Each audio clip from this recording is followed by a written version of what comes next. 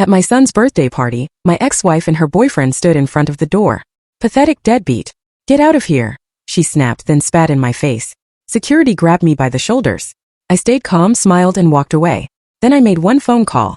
20 minutes later, her sister came running out, shaking. What did you just do? The judge just called. He wants to see us tomorrow morning. You know, there are moments in life that just hit you like a freight train, moments where you realize everything you thought you knew was a lie. For me, that moment came at my own son's birthday party, when my ex-wife and her pathetic deadbeat boyfriend literally blocked the door, and she spat in my face, hissing, "Get lost." Security even grabbed my shoulders, but something inside me just clicked. I smiled. I walked away. And then I made one phone call that changed everything. 20 minutes later, her sister came rushing out, trembling, demanding, "What the hell did you just do? The judge just called and wants to see us tomorrow morning." It was a dreary autumn day, rain drumming against the windows of the Pike County Courthouse, when I sat there, waiting for Judge Laurel Weinstein to sign those final divorce papers. At 42, I was Harlan Mercer, and I prided myself on my self-control. It's what made me one of Pennsylvania's toughest criminal defense attorneys. My hands, calloused from years of hard work, rested on the polished table, giving nothing away about the storm raging inside me. Across the room, Bethany, soon to be Bethany Lafferty again, sat way too close to her boyfriend, Ryan Steiger. The sight of his hand on her thigh, possessive and disgusting, made my jaw clench just barely. Can you believe it? Only 6 months before, Ryan had been my client, a guy I'd successfully defended against aggravated assault charges. His gratitude, it seemed, extended to seducing my wife of 15 years. My attorney, Marlene Wu, went over the terms, trying to keep it professional. Mr. Mercer will maintain primary residence, and Miss Lafferty receives the vacation property. Joint custody of Theo with alternating weekends and holidays. Child support by standard guidelines. Judge Weinstein nodded, looking through the documents. Relatively amicable as these things go. I appreciate that. Amicable? I almost scoffed. Calculated, that's what it was. I'd learned a long time ago that revenge, true revenge, is best served cold. Methodical. And, at least to start, perfectly legal. Then the judge brought up one last thing. Theo's birthday falls this Saturday. As per the agreement, Miss Lafferty will host the celebration, but Mr. Mercer is entitled to attend for 2 hours. Ryan, that jock, leaned forward, ready to argue, but Judge Weinstein cut him off, sharp and firm. The agreement stands. 2 hours for Mr. Mercer. I trust everyone will behave appropriately for the child's sake. Outside, Marlene touched my arm. You okay? Fine, I told her, watching Bethany and Ryan practically run to their car. Still don't understand why you didn't fight for the full value of the practice. She gets half even though you built it. It's not about the money, I cut her off. Marlene studied me, that knowing look on her face. You've got that look. What look? The one you get before you demolish a prosecution's case. I allowed myself a small, cold smile. I need to prepare for Theo's birthday. As I walked to my car, my phone buzzed. A text from Pascal Bennett, my old military buddy who now ran a private intelligence firm. Information secured. Meeting tonight. I typed back. Confirmed. 9 p.m. The rain got heavier, but my mind was already miles away, mapping out the next moves in a game Bethany and Ryan didn't even know they were playing. Not yet. Pascal Bennett's security offices were on the top floor of an old factory building downtown. Pascal greeted me with a firm handshake. His prosthetic right hand, a souvenir from our last deployment in Afghanistan, felt cold against my palm. Coffee, he offered, leading me past rows of monitors where analysts worked in hushed silence. Thanks. I settled into a chair in his office. What did you find? Pascal slid a tablet across the desk. Ryan Steiger is a careful man, Harlan, but not careful enough. He tapped the screen. 3 years ago, he was working security for Westridge Pharmaceuticals. During that time, he developed a little side arrangement with Delmare cartel affiliates, helping them get their hands on proprietary formulas. My eyebrow went up. That wasn't in his criminal record. Because he was never caught, Pascal replied. The company suspected something but couldn't prove it. They fired him quietly to avoid a scandal. That's when he moved to Pike County and eventually became your client. And Bethany? Pascal's expression tightened. She's been planning this for over a year. Found text messages between them dating back 14 months. She's been feeding him information about your cases, your schedule, even your home security system. I just nodded, my face giving nothing away. The trust fund? I asked. Untouched as you suspected. $2,300,000, sitting in an offshore account under her maiden name. She never disclosed it during the divorce proceedings. And Theodora Lafferty? Pascal tapped the screen again, bringing up a photo of an elderly woman. Bethy's great aunt. Terminal cancer. 6 months tops according to her medical records. Bethany is her only living relative and sole beneficiary. Estate valued around $4.7 million. I processed it all silently, the pieces clicking into place. There's more, Pascal said, his voice careful. Your son's medical records. My expression hardened. Show me. Pascal pulled up documents on a tablet. Theo's allergies. The medical forms Bethany submitted to the school last month removed your son's peanut allergy from his official records. For the first time, a flicker of genuine emotion crossed my face. Raw, unfiltered rage. It vanished almost immediately, hidden behind my professional mask. One wrong snack could put him in anaphylactic shock, I said quietly. I've already contacted the school nurse anonymously. The records have been corrected, Pascal assured me. I stood buttoning my suit jacket. I need one more thing. Judge Sylvia Monroe. Pascal frowned. Family court. She's incorruptible, Harlan. I don't need corruption, I replied. I need her schedule for Saturday afternoon. Understanding dawned on Pascal's face. The birthday party. Can you give me a direct line to her chambers? Pascal nodded slowly. Consider it done. As I turned to leave, Pascal called after me. Harlan, whatever you're planning, don't worry, I replied without turning around. Everything will be perfectly legal. That's not what concerns me. I paused at the door. What does? I've seen that look before. In Kandahar. Before you walked into that compound alone. My lips curved in a cold smile. Then you know what happened to the men who underestimated me. Saturday arrived with picture-perfect blue skies. Almost as if the universe was mocking the darkness of my purpose. I parked my Mercedes a block from the sprawling Tudor home I had once shared with Bethany. The house where I'd carried her across the threshold. Where we'd brought Theo home from the hospital. Where I'd found them together just 4 months ago. I checked my watch. 2 p.m. exactly the time stipulated in the court order. In one hand I carried a carefully wrapped package. In the other my phone with Judge Monroe's direct number programmed and ready. Children's laughter echoed from the backyard as I approached the front door. I rang the bell, straightened my tie and waited. The door swung open to reveal Bethany in a floral sundress, her smile evaporating the moment she saw me. Behind her stood Ryan, arms crossed over his chest like a bouncer. What are you doing here? Bethany demanded. My voice remained steady. I'm here for Theo's birthday as permitted by court order. Ryan stepped forward. The party's already started. Theo doesn't need you ruining it. 2 hours, I replied. Judge Weinstein was quite specific. Bethy's sister, Liv, appeared in the hallway behind them. Is there a problem? No problem, I said calmly. I'm simply exercising my legal right to attend my son's birthday celebration. Ryan positioned himself squarely in the doorway, physically blocking my entry. Listen, you pathetic deadbeat, get lost. Nobody wants you here. Bethany stepped closer, her voice dropping to a hiss. You think anyone in there respects you after what happened? After I left you? You're nothing but a joke to them. My expression remained impassive. The court order, Bethany. Ryan placed a hand on my chest. Court order doesn't mean anything here. Try to push past me, see what happens. From the corner of my eye, I noticed 2 security guards, friends of Ryan's from his bouncer days, approaching from the side of the house. Mr. Mercer, one called out. Time to leave. He placed a firm hand on my shoulder. For a moment, everything balanced on a knife's edge. I could feel the weight of the guard's hand, see the smug triumph in Ryan's eyes, the contempt in Bethy's. Then I did something that visibly unsettled them all. I smiled. Without a word, I placed Theo's gift on the doorstep, turned and walked calmly back to my car. Once inside, I dialed the number and waited.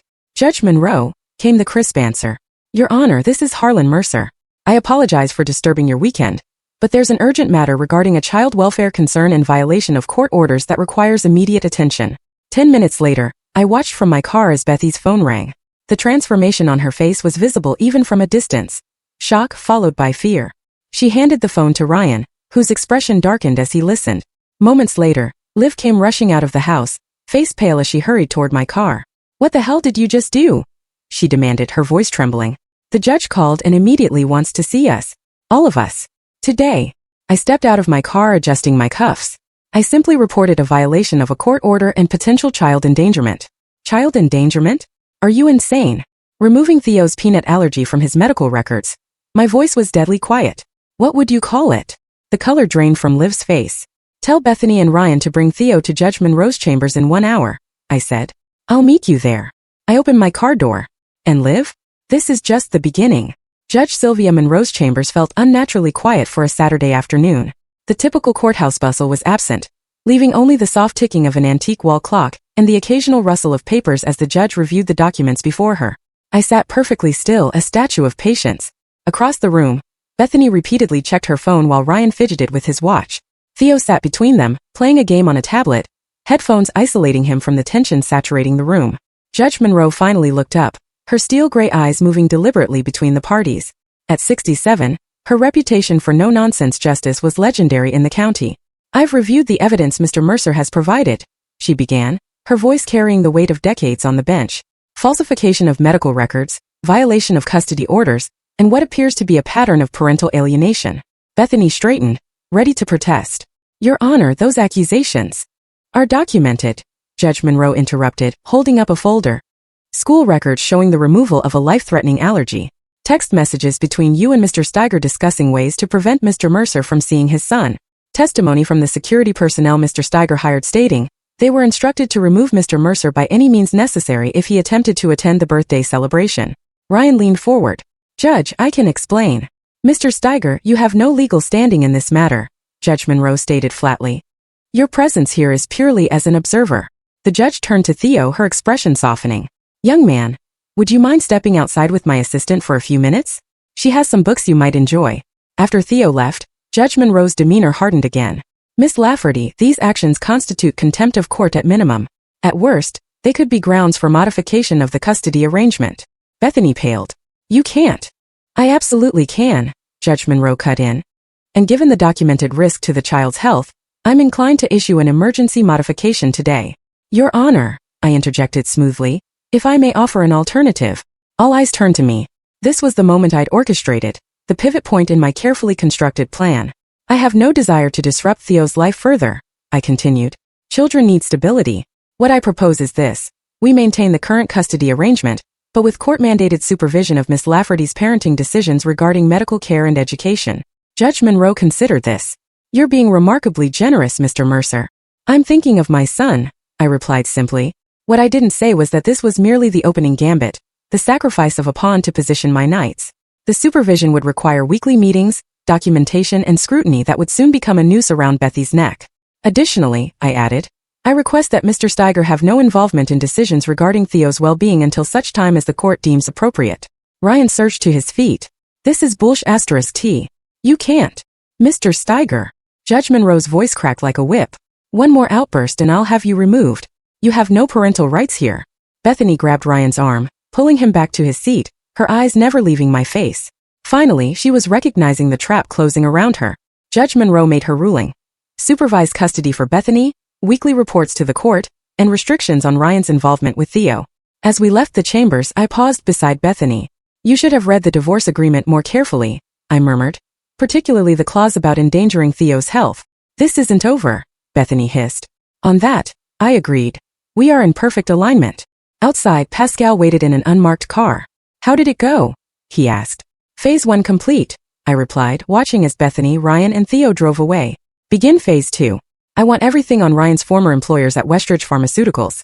Board members, security protocols, internal investigations, all of it. And Bethy's great aunt. Arrange a visit.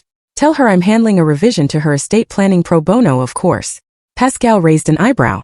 "You're playing a dangerous game." "No," I corrected. "I'm playing their game. They just don't know the rules yet." The Riverdale Palliative Care Center sat on 15 manicured acres, overlooking the Delaware River.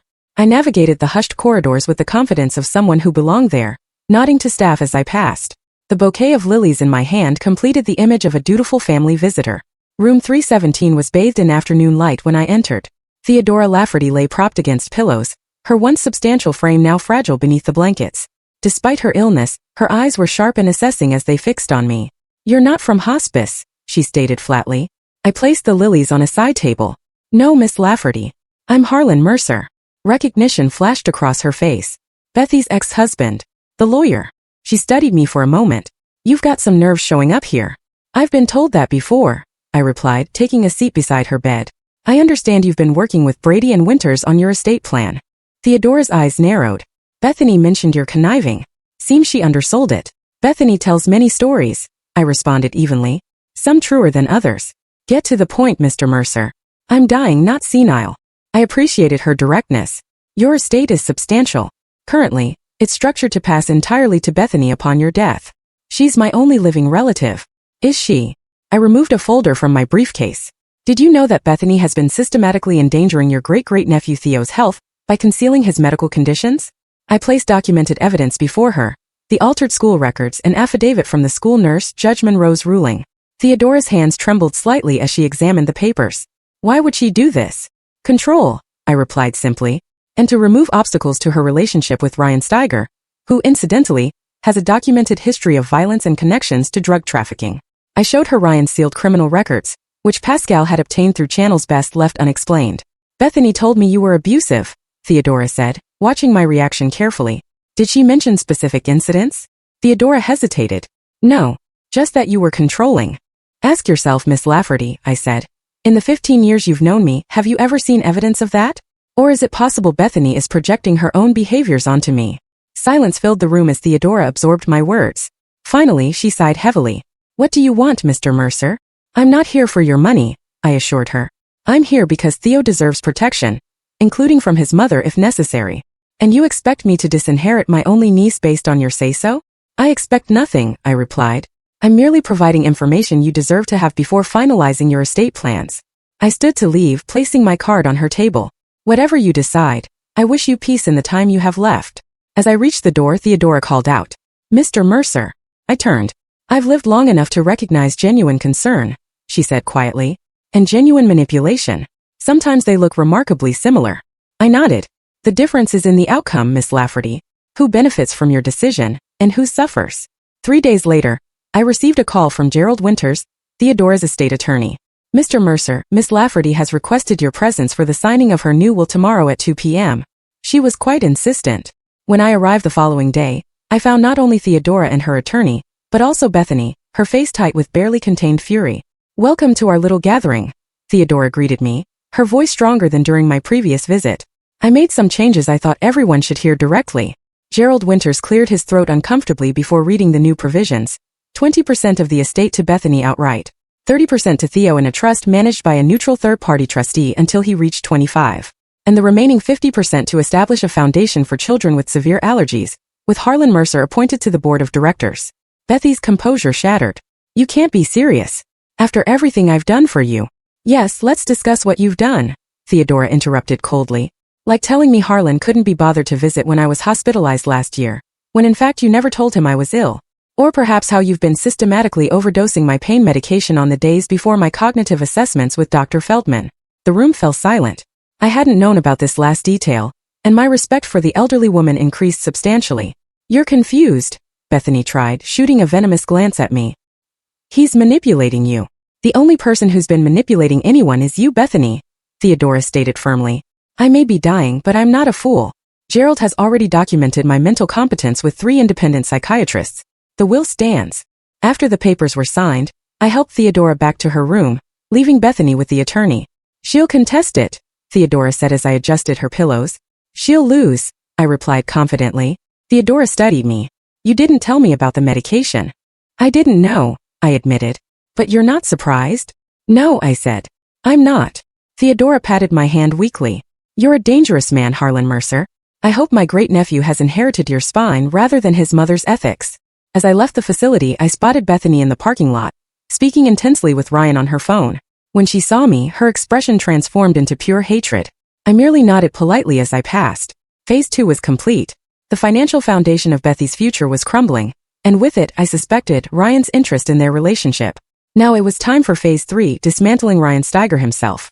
Westridge Pharmaceuticals' headquarters dominated the Philadelphia skyline, its glass facade reflecting the setting sun as I rode the elevator to the executive floor. The email from Carson West, the company's CEO, had been unexpected, but not unwelcome. Perfect piece falling into place. Mr. Mercer, Carson greeted me, rising from behind an imposing desk. At 65, he remained imposingly fit, his handshake firm. Thank you for coming on such short notice.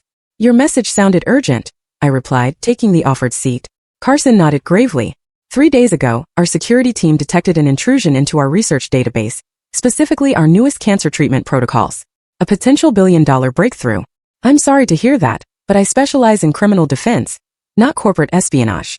The breach originated from an IP address associated with Ryan Steiger, Carson stated flatly. Our former security consultant. I kept my expression neutral, despite the surge of satisfaction. Pascal had done his job perfectly, leaving digital breadcrumbs that any competent security team would find, but nothing that could be traced back to the actual source. That's quite a coincidence, I remarked carefully. Is it? Carson slid a folder across the desk. Our investigation uncovered communications between Steiger and Delmare cartel affiliates dating back to his employment here. We believe he's selling our research. Have you contacted the authorities? Not yet. Carson leaned forward. We understand Mr. Steiger is involved with your ex-wife. I raised an eyebrow. You've done your homework. So has your friend, Mr. Bennett, he added. He reached out to us last week with concerns about industrial espionage. Very patriotic of him. The two men regarded each other with mutual understanding. No explicit acknowledgement of the choreographed nature of this encounter was necessary. What exactly are you asking of me, Mr. Westridge? Your expertise in negotiating with the Justice Department, Carson replied smoothly. If we report this directly, it becomes public. Stock prices plummet. Investors panic. If, however, a respected attorney with federal connections helps facilitate a quiet investigation, I nodded slowly. I can make some calls. Arrange a meeting with the appropriate officials. Properly framed, this could be handled with discretion. Excellent. Carson stood. I've taken the liberty of preparing a retainer agreement. As I signed the documents, Carson added casually, "Oh, and we scheduled a board meeting for next Friday to discuss the situation. Your presence would be appreciated." Friday, I echoed. That's Theo's weekend with his mother. Bring him along, Carson suggested. My grandson is about his age. They could swim in the company pool while we meet. I smiled thinly. That's very thoughtful. I'll need to make arrangements with Bethany, of course. Of course. Later that evening, I called Bethany, as required by the new court supervision order. I need to switch weekends with Theo. I have an unavoidable meeting Friday. Absolutely not. Bethany snapped. You know we're taking Theo to Ryan's lake house that weekend. It's been planned for weeks. I understand, but this is a significant client. Perhaps Ryan could. Ryan has already taken time off work. Bethany interrupted. The answer is no, Harlan. I see, I replied evenly. In that case, I'll need to inform Judge Monroe about the change in plans. The supervision order requires disclosure of all overnight trips with Theo, particularly to remote locations. Silence stretched across the line. Fine. Bethany finally hissed. But you'll take him the following weekend instead. Thank you for your flexibility, I responded politely. I'll pick him up Friday at noon. After ending the call, I texted Pascal. Lake house plans canceled. Proceed with installation. The reply came moments later. Team already in place. Equipment ready. Everything was proceeding exactly as planned. By Friday, Ryan would be meeting with federal agents about the data breach. By Saturday, the lake house would be ready for its purpose. And by Sunday, the final phase would begin. I poured myself 2 fingers of bourbon and raised the glass in a silent toast to the coming storm. Friday morning dawned with a thunderstorm that perfectly matched the mood inside Ryan Steiger's apartment. Bethany paced the living room while Ryan hurriedly packed a suitcase. I don't understand why you have to go now, Bethany protested, following him into the bedroom. We were supposed to leave for the lake house in 3 hours. Ryan stuffed shirts haphazardly into the bag. I told you Carson West called personally, said there's been a security breach, and they need me to consult on the investigation. Why you? You haven't worked there in years. Because I designed part of their security system. Ryan snapped. Look, this could be a huge opportunity. If I help them identify the breach, they might bring me back with a promotion. Bethy's eyes narrowed. And the fact that Harlan suddenly needed to switch weekends with Theo doesn't strike you as suspicious? The timing is just a coincidence. Ryan paused, doubt flickering across his face before he dismissed it. Harlan doesn't even know about my history with Westridge. He's not that connected. You underestimate him, Bethany warned. He's been 2 steps ahead of us since the divorce. Well, I can hardly refuse when the CO calls personally, can I? Ryan zipped his suitcase closed. Besides, Westridge is talking about a $50,000 consulting fee. We need that money, especially after your aunt's little bombshell. Bethany fell silent at the reminder of Theodora's will. The loss of millions she'd counted on still stung deeply. Fine, she conceded. But I'm telling you, Harlan is behind this somehow. You're paranoid, Ryan replied, checking his watch. I've got to go. I'll call you tonight after the meeting. Ryan kissed her quickly before grabbing his bags. Reschedule the lake house for next weekend. By then, we'll have the Westridge money to celebrate with. Across town, I sat in Judge Monroe's chambers, reviewing modifications to the custody supervision order. These provisions seem reasonable, Judge Monroe noted, scanning the document. Expanded visitation during summer months, joint decision-making on education, and continued supervision of medical decisions. Thank you, Your Honor, I replied. I believe this arrangement best serves Theo's interests while maintaining stability. Judge Monroe studied me over her reading glasses. You know, Mr. Mercer, I've seen hundreds of custody disputes. Usually the wrong spouse fights for every advantage. Revenge benefits no one. Your Honor, I answered smoothly, least of all Theo. Judge Monroe's lips quirked slightly. Very diplomatic. I'll sign the order today. As I gathered my papers, the judge added, "By the way, a colleague mentioned seeing you at Westridge Pharmaceuticals yesterday, expanding your practice areas. Just helping an old friend with a sensitive matter," I replied casually. "Involving federal agents from what I hear." I met her gaze evenly. Corporate espionage concerns. Nothing that would interest family court, unless it involved parties to a custody case. Judge Monroe remarked, her expression unreadable. For a moment the air between us hummed with unspoken understanding. "Purely coincidental, I assure you," I finally said. Judge Monroe nodded slowly. "Of course. Good day, Mr. Mercer." At noon I picked up Theo from Bethy's house. The boy seemed subdued, clutching his backpack tightly. "Looking forward to our weekend?" I asked as we drove away. Theo shrugged. "Mom said you ruined our lake trip." "Did she?" I kept my voice neutral. "I'm sorry about that, but I have something special planned instead. How would you like to swim in a rooftop pool with a view of the whole city?" Theo's eyes widened. "Really? Really? And afterward we can have dinner at that dinosaur restaurant you like." By the time we reached the Westridge building, Theo's excitement had overcome his initial reluctance. Carson Westridge greeted us warmly, introducing his grandson, Brady, before whisking me away to the boardroom. Inside, two serious men in dark suits waited alongside Carson and several board members. "Mr. Mercer, these are Agents Delaney and Sawyer from the FBI Cyber Division," Carson explained. I shook their hands. "I understand you're investigating a potential data breach, among other things." Agent Delaney replied grimly. "We've been tracking Delmare cartel movements into pharmaceutical IP theft for months. Your client's situation fits a pattern." The meeting proceeded efficiently, with me guiding the discussion toward a controlled investigation that would protect Westridge's stock value while gathering evidence. As we finalized the approach, Carson's assistant entered with an urgent message. "Mr. Steiger has arrived downstairs," she announced. Carson glanced at me. "Perfect timing. Shall we proceed as discussed?" I nodded. "Agents, if you could remain here momentarily, Mr. Westridge and I will greet Mr. Steiger and bring him up." In the lobby, Ryan's expression morphed from confidence to confusion when he spotted me beside Carson. "What the hell is this?" Ryan demanded, stopping short. "Mr. Steiger," Carson greeted him coldly. "Thank you for coming.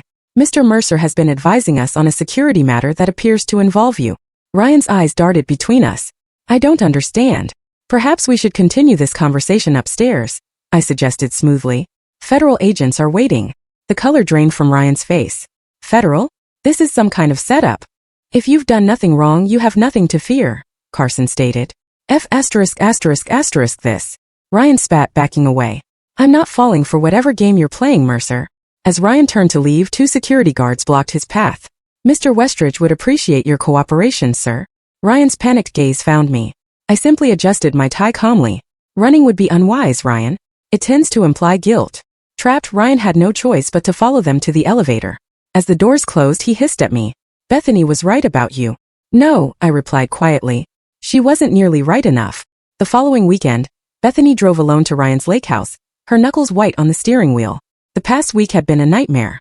Ryan was under investigation for corporate espionage, released on bail but facing potential federal charges. His assets were frozen. The promised Westridge consulting fee had evaporated. And somehow my fingerprints were all over it, though she couldn't prove anything. She needed time alone to think, to plan their next move. The lakefront property, Ryan's pride and joy, purchased with cash through an LLC to hide it from his previous divorce settlement, would provide the perfect refuge. As Bethany turned onto the private road leading to the house, her phone rang. Unknown number. "Hello. Miss Lafferty." A woman's crisp voice came through the speakers. "This is Nurse Wilkins from Riverdale Palliative. I'm afraid I have difficult news. Your Aunt Theodora passed away an hour ago." Bethany pulled over, a complex mixture of grief and calculation washing over her. I understand. Thank you for letting me know." Mr. Winters, her attorney, asked to be notified immediately. He mentioned there would be a reading of the will tomorrow. So soon. It was Miss Lafferty's explicit instruction. "The reading will be at 3 p.m. at Mr. Winters' office." After ending the call, Bethany sat motionless, processing this new development. 20% of Theodora's estate would still be a substantial sum, enough perhaps to cover Ryan's legal expenses. A grim smile crossed her face. Perhaps things were finally turning in their favor. She continued to the lake house. The familiar sight of the rustic cabin usually brought comfort. Today, however, something felt off. The door was unlocked, though Ryan insisted he'd secured everything before his last visit. Inside, nothing appeared disturbed, yet Bethany couldn't shake the sensation of intrusion. She moved through the rooms cautiously, checking closets and windows. In the master bedroom, she noticed Ryan's laptop on the nightstand. Strange, since he'd taken it to Philadelphia. Curious, she opened it. The screen came to life without requesting a password. Another anomaly. The desktop was empty except for a single folder labeled, "For Bethany." Her pulse quickening, she clicked it open. Inside was a video file. She pressed play. The footage showed the very room she was sitting in, but from weeks earlier. Ryan entered with a woman Bethany recognized as his administrative assistant. What followed was an intimate encounter that left no doubt about their relationship. The timestamp indicated this had occurred during a weekend Ryan had claimed to be fishing with friends, while Bethany was caring for Theodora. Bethy's hand flew to her mouth as the video continued. The conversation afterward became even more damning. "When are you going to leave her?" the woman asked, curled against Ryan's side. "Soon," Ryan promised. "Once the old lady dies and Bethany gets her inheritance, then we're good to go." "You really think she'll give you access to all that money?" Ryan laughed. "She already added me to her accounts. Besides, she's completely blindsided by the custody battle with her ex, hasn't got a clue I've been moving her money into the offshore account." Bethany paused the video, her hands shaking.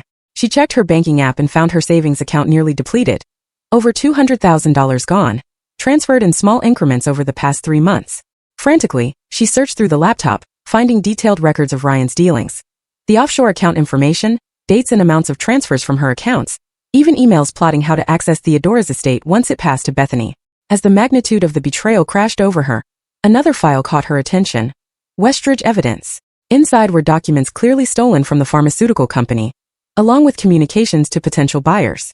Information that would devastate Ryan's defense against the federal charges. Bethy's phone rang again. "Ryan." "Hey," she answered, fighting to keep her voice steady. "Where are you?" Ryan demanded. "At the lake house." "Where are you?" "Listen carefully." Ryan's voice was tense. "Don't go inside. Just turn around and leave right now." "Too late," Bethany replied coldly. "I'm already looking at your laptop." Silence stretched across the line. "It's not what you think," Ryan finally said. "Really?" Bethany shot back. "Because it looks exactly like you've been sleeping with your assistant, stealing my money, and planning to leave me once you got your hands on Theodora's inheritance." "Bethany, save it." She cut him off. "I've seen everything. The videos, the transfers, the Westridge files.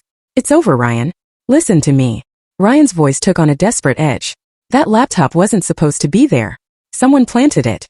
Think about it, who would benefit from turning us against each other right now?" Bethany froze. "Harlan." "Exactly. He's setting us both up. The laptop is probably being tracked right now. Federal agents could be on their way to the lake house as we speak." Bethany looked around frantically. "What do I do?" "Close the laptop. Don't touch anything else. Get out of there now." As Bethany moved to comply, her phone pinged with a text message from an unknown number. "I forwarded copies of all files to the FBI, Miss Lafferty. You have approximately 20 minutes before they arrive. I suggest you use that time wisely. P. "Oh my God," Bethany whispered. "What?" Ryan demanded. She read him the message. F*******. Ryan exploded. "This is Harlan's doing. His military buddy Pascal. They're behind all of it. What do we do? Meet me at the bus station. Bring cash, whatever you can grab. We need to disappear for a while." "What about Theo?" Bethany asked, suddenly remembering her son. Ryan's voice hardened.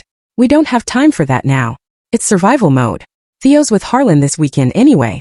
The casual dismissal of her child struck Bethany like a physical blow. In that moment, everything clarified with terrible clarity. Harlan hadn't just orchestrated their downfall. He'd revealed their true characters in the process. "I have to go," she said quietly. "I'll see you at the bus station in an hour," Ryan replied. "No," Bethany said. "You won't." She ended the call and sent a text to the unknown number. "Tell Harlan I want to talk on my terms." The reply came instantly. "The coffee shop across from the courthouse. 30 minutes. The coffee shop was nearly empty when Bethany arrived. I sat at a corner table, 2 cups steaming before me. I rose politely as she approached, gesturing to the chair across from me. "You look tired," I observed as she sat down. "Cut the bullshit," Bethany snapped. "I know what you did." I sipped my coffee calmly. "Which part specifically?" "All of it. The custody hearing, Aunt Theodora's will, Ryan's federal investigation, the lake house setup. You've been orchestrating everything from the beginning." "Orchestrating?" I raised an eyebrow. An interesting choice of words. It implies I created something from nothing. "You think I manipulated evidence? Planted that laptop? Did I plant Ryan's infidelity?" I asked quietly. "Did I force him to steal from you? To conspire against a dying woman? To endanger our son's health by removing his allergy information?" Bethany flinched at the last accusation. "That was Ryan's idea. He said it would strengthen our case if we could show you were paranoid about Theo's health. And you agreed." I made a mistake, Bethany admitted, her voice breaking slightly. Several mistakes. I studied her, my expression unreadable. What do you want, Bethany? To make a deal. I have information the federal prosecutors will want about Ryan's other activities, his real connection to Delmare. I can testify against him in exchange for immunity for myself and... She hesitated. Reconsideration of the custody arrangement. I leaned back, regarding her coldly. You believe you deserve another chance with Theo after everything you've done. I'm his mother, Bethany whispered. Being a mother is more than biology, I replied. It's choices, priorities, sacrifices. I know that now, she insisted. No, I countered. You know you've lost. There's a difference. I placed a folder on the table between us. These are the terms. Non-negotiable. Bethany opened it with trembling hands. Inside was a complete custody modification, granting me full legal and physical custody of Theo. She would have supervised visitation twice monthly. Additionally, she would forfeit all claims to marital assets in exchange for me arranging a plea deal with federal prosecutors. This is fair, I finished for her. Considerably more than fair, given the circumstances. Tears welled in Bethy's eyes. I'll never see my son. You'll see him when it serves his interests, not yours, I corrected. And only when you've demonstrated genuine reform. And if I refuse? My expression hardened. Then I stop protecting you. The evidence of your involvement in Ryan's schemes goes to prosecutors. Your knowledge of his corporate espionage, the altered medical records, the text discussing how to alienate Theo from me. Everything. Bethany stared at me, finally understanding the depth of the trap I'd constructed. You never intended to forgive me, did you? This was always your plan. Forgiveness requires remorse, I replied. You've shown none until you were caught. As for planning, I simply created opportunities for your true character to reveal itself. And Ryan, Mr. Steiger made his own choices. His bail was revoked this morning when he failed to appear for a scheduled check-in. Border Patrol has been notified. Bethy's shoulders slumped in defeat. Theo will hate me. That depends entirely on you, I said, sliding a pen across the table. Children are remarkably resilient when surrounded by stability and truth. After a long moment, Bethany signed the documents. As she rose to leave, she asked quietly, was any of it real what we had? I gathered the signed papers methodically. That's the wrong question, Bethany. What's the right one? Whether it would have mattered to you if it was. I stood. My attorney will contact you about the visitation schedule. The FBI expects your statement tomorrow morning. Outside the coffee shop, Pascal waited in his car. He rolled down the window as I approached. All set. It's done, I confirmed, sliding into the passenger seat.